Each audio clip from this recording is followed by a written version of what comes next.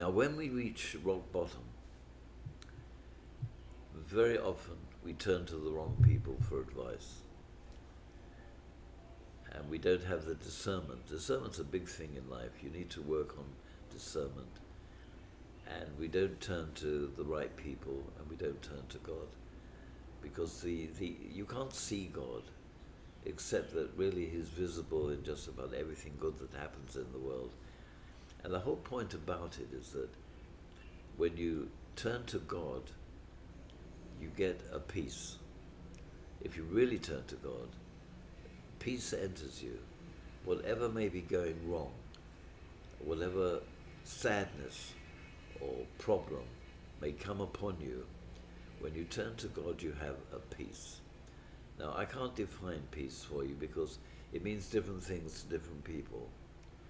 But the fact remains is that that's where it comes from. It comes only from God. Anyway, to get back to my life a little bit, so my dad was a very ordinary guy, and he worked in what they call the rag trade. The rag trade is where you buy and sell rags, literally rags, and you sort them out. And the most valuable is the wool, and the least valuable is the cotton, and everything in between. And he would buy them in mixed rags, and he would sort them out and sell them.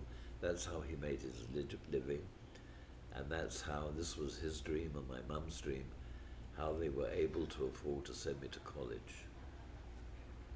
And I went to one of the best colleges in London, and I got through all of that, and then I did have a problem, and that is my father wanted me to go into his business.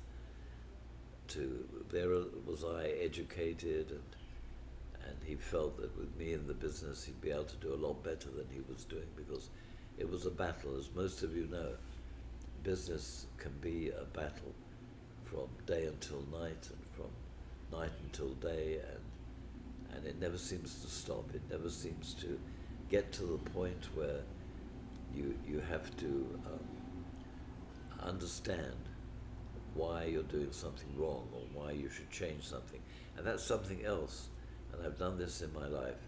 You know, when you're used to working in a certain way, and when you're used to certain habits, and you're used to dealing with people in a certain way, it's very hard to change. Even though if you changed it, it might be a very good thing for your business or what you're doing.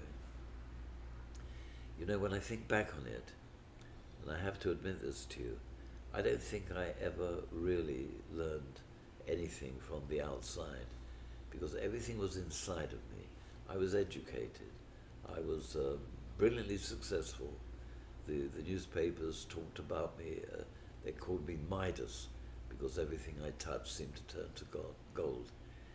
And I nearly said by mistake turn to God, but I meant turn to gold at this point.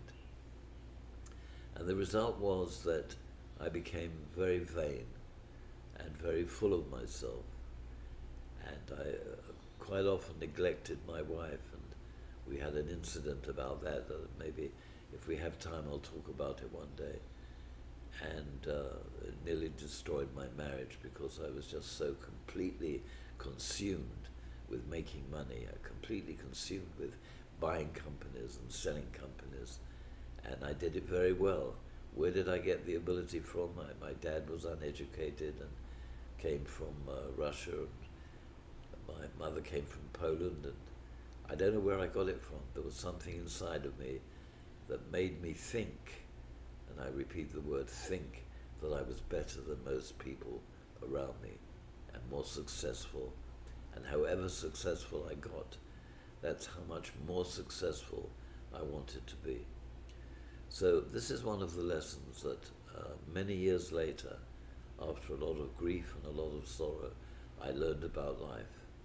And that is that you can't rely upon yourself in times of trouble, and you can't rely upon yourself for your attitude in times of success. There are ways of going about it which are right, and ways that are going about it which are wrong, and I did all that was wrong.